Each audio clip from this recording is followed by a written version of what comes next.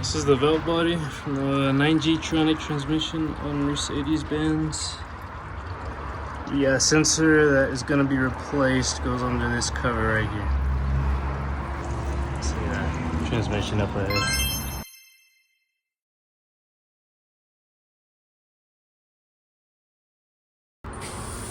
So once you have removed the, I guess you could say the TCM from the valve body, again, this is where that sensor goes. You gotta flip it over so you can see this right here is the sensor that goes back. That one right there has a little O-ring on it. That is it right there. So that O-ring, it goes right here. That O-ring goes right there. So don't lose that O-ring, you're gonna need it. Yeah. After prying this little plastic cover open, it's gonna break the tabs, so don't worry about that.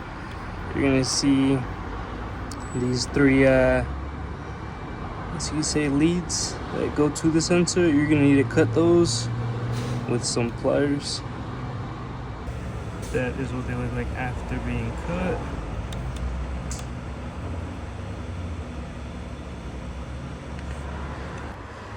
Once you've cut those leads, I'm gonna pry up the sensor.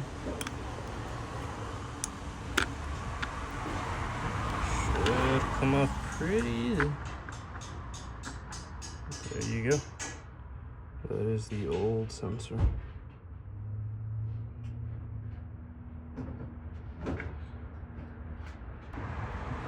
That's what it looks like right there. Try not to bend those. Keep them as straight as possible because you're gonna have to solder them onto the new pins from the new sensor.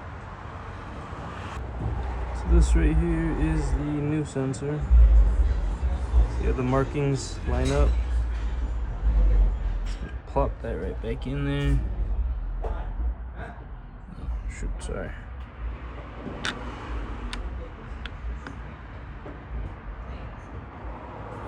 It's gonna kind of snap into place. There you go.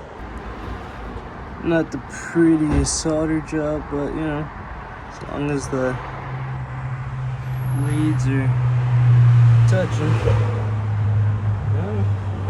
as long as they're touching from end to end to the center prongs on the sensor, then you know, you're all good.